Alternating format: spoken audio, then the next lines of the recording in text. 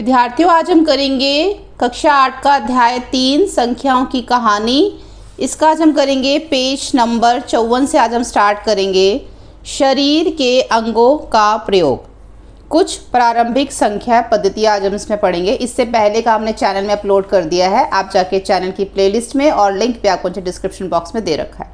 अब शरीर के अंगों का प्रयोग क्या है, जैसे देखो आज के टाइम पे क्या करते हैं, ऐसे काउंट करते हैं ना, 1 2 3 4, या फिर 1 2 3 4, ऐसे उंगलियों का इस्तेमाल करते हैं हम अपनी। और उंगलियों के बीच में जो है 1 2 3 4 5 6, ऐसे भी इस्तेमाल करते हैं हम इनको गिनने के लिए। तो ऐसे ही पहले के टाइम पे भी होता था। हम तो सिर्फ उंगलियों का इस्तेमाल करते हैं, वो तो पूरे शरीर के अंगों का इस्तेमाल करते थे, और आज भी ऐसा ही वो करते हैं। देखो, विश्व में अनेक जन समुदायों ने गणन के लिए अपने हाथों और शरीर के अन्य अंगों का प्रयोग किया है। आइए देखते हैं कैसे पापुआ न्यू गिनी ने इन जन समुदायों ने इस विधि का प्रयोग किया। अब देखो कैसे पपुआ न्यू गिनी, ये जो पपुआ न्यू गिनी है, ये क्या है, एक जन समुदाय का नाम है, कि कैसे पपुआ न्यू गिनी ने जन समुदाय ने इस विधि का प्रयोग किया, तथा वर्तमान में भी वह शरीर के अंगों का मानक अनुक्रम या संख्या पद्धति के रूप में प्रयोग करते हैं, यानी कि आज भी वो कर रहे हैं। ठीक है, कैसे देखो, यहाँ पे देखो, हम तो सिर्फ उंगली का इस्तेमाल करते हैं, इन्होंने क्या करा, ये बाजू है, ये जो कंधे हैं, आँख है, नाक है, हर चीज़ का वो इस्तेमाल करके जो है वो उसको गिनते हैं। जैसे कि 1 2 3 4 5 6 के यहाँ पे 5 तक हमारा यहाँ पर हो गया। उसके बाद ये वाला हिस्सा है, इसको 6 बोल दिए, इस वाले हिस्से को 7, इसको 8, इसको 9, इसको 10, फिर गर्दन को 11, ऐसे कान को 12, बाल भी हैं जिसमें नाक भी, आँखें, सब कुछ, सबसे वो क्या करते हैं, गिनते हैं।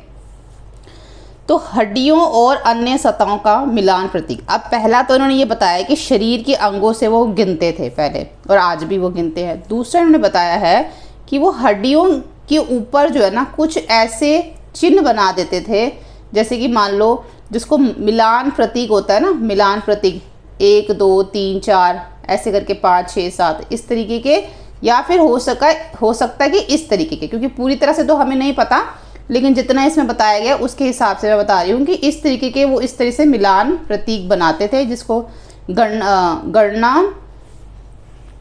गणना प्रतीक भी जो है वो कहा जाता है। तो किस तरीके से करते थे, किसी सतह जैसे हड्डी ले ली कोई, या फिर गुफा की दीवार हो गई, उस पर चिन्ह बनाना संख्याओं को दर्शाने की प्राचीनतम विधियों में से एक है। इन प्रतीकों को मिलान प्रतीक या गणन प्रतीक भी कहा जाता है। इस विधि में गणना की जा रही प्रत्येक वस्तु के लिए एक चिन्ह बनाया जाता है, यानी कि जो भी चीज़ वो गिन रहे हैं उसके लिए कोई एक चिन्ह बना देते थे। अंत में इसे इस प्रकार प्राप्त प्रतीकों का संग्रह वस्तुओं की कुल संख्या को दर्शाता था। मतलब कि जितने भी उन्होंने चिन्ह बना दिए ना, उससे उनको पता चल जाता। जैसे कि मान लो मैंने यहाँ पे इस तरीके से 10 चिन्ह बना दिए, तो ये पता चल गया कि यहाँ पे 10 चीज़ों को मैं गिन रही हूँ, वो उसकी कुल संख्या हो जाती थी। तो अंतर मात्र यह है, ये लिखा है कि यह विधि, हाँ, जैसे कि पहले छड़ियों वाला हमने पढ़ा था, यह विधि छड़ियों के प्रयोग से गिनने की विधि एक के समान ही, जैसे हम छड़ियों से गिन रहे थे, अब यहाँ पे क्या कर रहे हैं, मिलान प्रतीकों से गिन रहे हैं, तो ये उससे मिलती जुलती है। अब पुराने समय में 20,000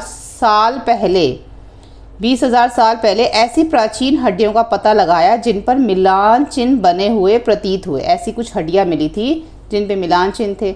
ऐसी सबसे प्राचीन ज्ञात हड्डियों में से हड्डियाँ जिन पर बने प्रतीकों से दर्शाया गया, एक थी यहाँ पे ईशांगीय हड्डी, दूसरी थी लेबोम्बो हड्डी। तो ये देखो, ईशांगीय और लेबोम्बो हड्डी हमें नीचे भी दिखा रखी है।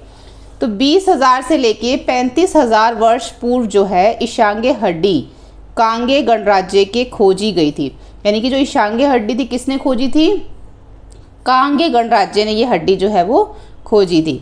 और इसी तरीके से यहाँ पे लिखा हुआ है कि दक्षिण अफ्रीका में खोजी गई लिम्बाम्बो हड्डी, अब दक्षिण अफ्रीका में लिम्बाम्बो हड्डी खोदी गई थी, उससे भी अधिक प्राचीन एक मिलान प्रतीकों वाली छड़ी है। इन पर 29 चिन्ह बने हुए थे, यानी कि जो लिम्बाम्बो हड्डी मिली थी उनको, उस पर कितने चिन्ह बने हुए थे, 29 चिन्ह बने हुए थे। और इसकी अनुमानित आयु ये मानते हैं कि ये जो हड्डी है ना, जो लिम्बाबो हड्डी है वो 44,000 साल पुरानी है, जैसे कि शांगे के लिए बोलते हैं कि 20,000 से 35,000 साल पुरानी है। ठीक है, तो इतना समझ में आ गया आपको। अब आगे यहाँ पर हमें एक चीज़ और दे रखी है, 2 के बार बार गणन से प्राप्त संख्याओं के नाम। अब 2 से बार बार गणन मतलब ऑस्ट्रेलिया के आदिवासी समूह गुमुलगल द्वारा उनकी संख्याओं की निम्नलिखित शब्द प्रयोग किए जाते थे। जो ऑस्ट्रेलिया के आदिवासी का समूह था, उन समूह का नाम क्या था? गुमुलगुल। अब जो गुमुलगुल लोग थे वो क्या करते थे, कुछ संख्याओं का इस्तेमाल करते थे। कैसे करते थे? देखो, 1 अगर उनको लिखना होता था तो वो लिखते थे उरापोन, 2 लिखना होता था तो उकासर।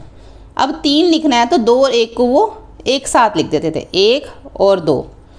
या फिर हम तो ऐसे लिखेंगे ना, 1 जमा 2 3 होता है। तो यानी कि 1 के लिए क्या आ गया? उकासर, और 2 के लिए आ गया उरापोन, तो इसका मतलब हो गया 3। अगर 4 लिखना है तो 2 जमा 2 यानी कि उकासर जमा उकासर।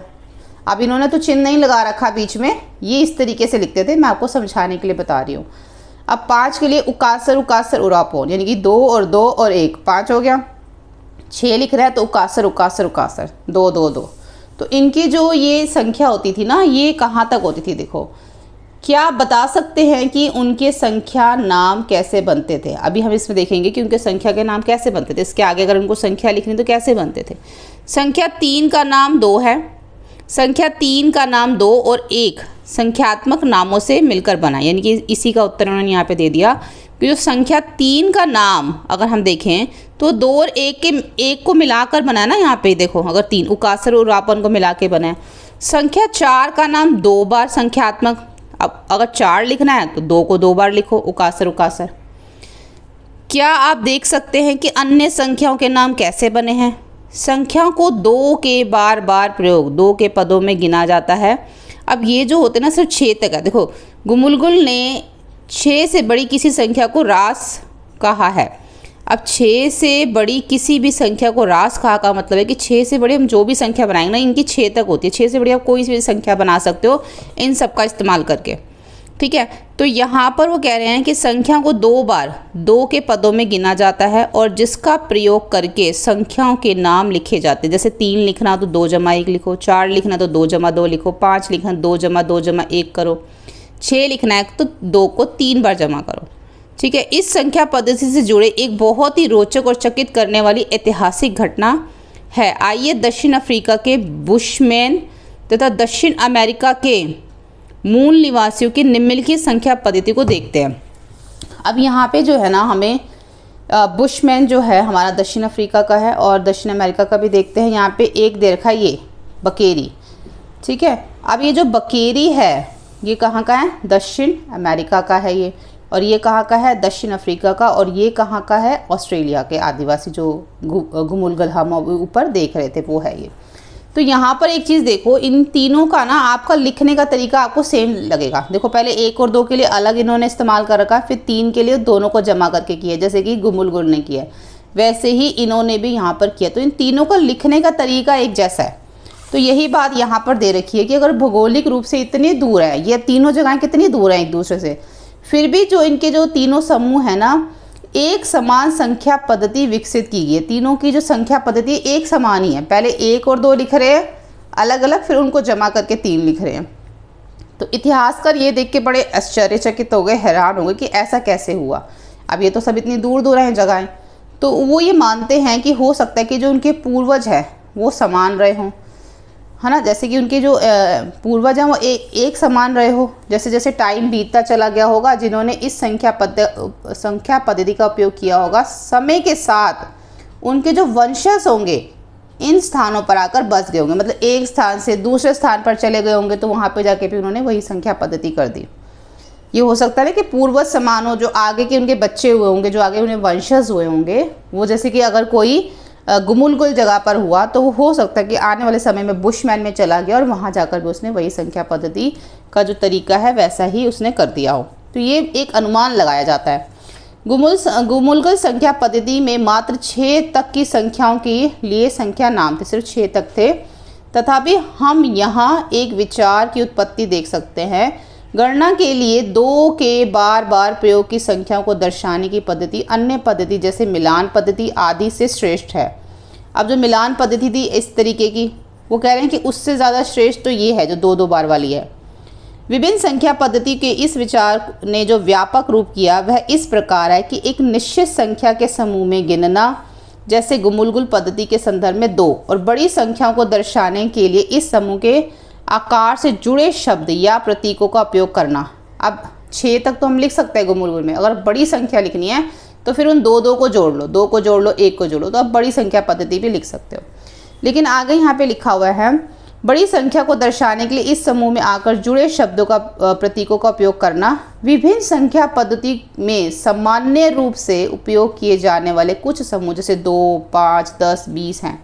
आप देखेंगे कि रोमन पद्धति तालिका 1 में 5 के समूह में गणना करने की अवधारणा निहित है। अब इसमें यह है कि जब रोमन पद्धति की बात करते हैं ना, तो उसमें क्या होता है, पहले तो हम 1 लिखते हैं, फिर 2 लिखते हैं, फिर इस तरीके से 3, फिर ये 4। अब 5 पे आके क्या होता है, बदल जाता है, और 10 पे भी आके बदल जाता है। फिर ये आगे हम इसको लिखेंगे तो 20 इस तरीके से लिखेंगे। तो ये क्या हो रहा है कि हर 5-5 के बाद जो रोमन पद्धति है ना, वो उसमें थोड़ा बदलाव आता है। ठीक है, अभी हम आगे जो है इसके बारे में, रोमन पद्धति के बारे में पढ़ेंगे, लेकिन यहाँ पे इन्होंने सिर्फ इतना ही बोल रखा है। अब उस समय इस अवधारणा का एक कारण यह भी रहा होगा कि किसी दिए गए संग्रह के आकार को एक दृष्टि में तुरंत जानने की मनुष्य की सी भी एक सीमा है। आइए, जैसे कि अब क्या है, अब आपके सामने ना ऐसे लिख दे 1, 2, 3, 4, ये आपका ये वी बना दिया, बाकी कुछ नहीं है मान लो। तो अब जल्दी से क्या करोगे, आप इसको पहचान लोगे, फटाफट पहचान लोगे ना, क्योंकि ये थोड़ा अलग बना हुआ है। तो यही कह रहे हैं कि उस समय इस अवधारणा का एक कारण यह भी रहा होगा कि जो अलग अलग हर 5 की बात अलग कर रहे हैं कि किसी दिए गए संग्रह के आकार, अब इसका आकार बदल गया, को एक दृष्टि में तुरंत जान ले। अब हम उसको एक ही दृष्टि में तुरंत जान सकते हैं। अगर मैं रोमन पद्धति में ऐसे लिख दूँ तो आप एक ही बार में जान जाओगे कि ये 10 लिखा हुआ है। ठीक है, तो इसलिए इन्होंने ये पद्धति जो इसके अंदर ये जो चेंजेस जो है वो किए होंगे। अब यहाँ पे देखो बक्से में कुछ वस्तुएं दे रखी है, आप किस जल्दी से जो एकदम शीघ्र किसको गिन सकते हो, फटाफट से गिन तो हम सबको सकते हैं, लेकिन शीघ्र किसको, इसको गिन लोगे, इसको गिन लोगे, शीघ्र आप इसको गिन लोगे, इसको गिन लोगे, इसको भी शीघ्र गिन लोगे, लेकिन ये भी शीघ्र गिन लोगे। अब जो छोटी छोटी चीज़ें होती हैं उनको गिनना मुश्किल होता है, आप इसको जल्दी नहीं गिन सकते, गिन सकते हो टाइम लगेगा, इसको भी गिनने में टाइम लगेगा, है ना। वैसे तो ये भी गिना जाएगा, जल्दी भी गिन सकते हो इसको, लेकिन एकदम से देख के हम ये बता सकते हैं ये 4 है, ये 4 है, ये 2 है, ये 3 है, एकदम से हम इसको बता सकते हैं। ठीक है, तो इसलिए यहाँ पर भी ऐसा ही हुआ कि हम एकदम से जैसे किसी चीज़ को शीघ्र देख के बता सकते हैं। आप गणना किए बिना ही किसी आकार के समूह के वस्तु की संख्या तुरंत देख सकते हैं। आपको गिनने की जरूरत नहीं है, आप एकदम से बता दोगे कितने हैं। ज़्यादातर व्यक्तियों को एक बार में 5 या उससे अधिक वस्तुओं वाले समूह को गिनना कठिन लगता है। ज़्यादातर लोगों को यहाँ पे कह रहे हैं 5 या उससे ज़्यादा जो ग्रुप होते हैं, समूह होते हैं, इनको गिनना कठिन लगता है। जैसे कि ये 4 था इसलिए जल्दी गिन लिया, ये 4 था जल्दी गिन लिया, ये 2 था, ये 3 था, अब ये 5 से ज़्यादा, तो आपको थोड़ा सा गिनने में इसको टाइम लगेगा। ठीक है, बस ये यहाँ पे बता रहे हैं। एक बार में 5 या उससे अधिक वस्तु को देखकर संख्या को जानने में कठिनाई के कारण उस समय के व्यक्तियों ने 5 या उससे अधिक के समूह के एक नए प्रतीकों का परिवर्तित करने के लिए प्रेरित किया। मतलब कहने का यही कि जैसे रोमन संख्या में जो है 5 पे, हर 5 के बाद, इसलिए उन्होंने उसको इसलिए बदल दिया, हर 5 के बाद उसको पहले ऐसे बना दिया, फिर ऐसे बना दिया, इसलिए बदल दिया ताकि लोगों को जो भी व्यक्ति उसको पढ़े या समझे तो उसको जल्दी समझ में आ जाए। ठीक है, तो यही चीज़ यहाँ पे दे रखी है। अब जैसे कि ऐसी संख्या पद्धति का प्रयोग करने के में वह कठिनाइयाँ हो सकती हैं जो मात्र एक ही आकार के समूह का गणन करते हैं। क्योंकि एक ही, अगर मान लो सिर्फ 5 है, सिर्फ यही है, तो भी मुश्किल हो सकती है। जैसे कि यहाँ पे 1345 दे रखा है। अब ऐसी कोई संख्या इस पद्धति में कैसे निरूपित करेंगे। अब आप कितना बार 5 का इस्तेमाल करोगे, बार बार तो 5 का इस्तेमाल करके 1345 नहीं लिख सकते ना। तो यद्यपि एक निश्चित आकार के समूह में गिनती करना और संख्याओं को दर्शाने के लिए इसका प्रयोग मिलान विधि की अपेक्षा अधिक सहज है, परंतु यह विधि बड़ी संख्याओं के लिए अधिक कठिनाई हो सकती है। अब इसमें चाहे हमें आसान तो लग रही है रोमन की 1 2 3 4 5 6, हम इसको जोड़ भी सकते हैं, कर भी सकते हैं, लेकिन अगर सिर्फ 5 का इस्तेमाल करना हो तो फिर मुश्किल हो जाएगी ना। फिर हम सिर्फ 5 का इस्तेमाल करके बड़ी बड़ी संख्याएं नहीं लिख सकते। तो यहाँ तक आज हम इस वीडियो में यहाँ तक करेंगे। अगली वीडियो में हम सीखेंगे कि किस तरीके से रोमन संख्याओं के अंदर हम बड़ी बड़ी संख्याओं को जो है वो लिख सकते हैं, कैसे उसमें जोड़ और घटाव कर सकते हैं रोमन संख्या के अंदर। ठीक है, तो अगली वीडियो का जो लिंक है आपको नीचे डिस्क्रिप्शन बॉक्स में मिल जाएगा और चैनल की प्लेलिस्ट में भी जाके आप देख सकते हैं। वीडियो हेल्पफुल लगे तो लाइक शेयर सब्सक्राइब करें। Thank you.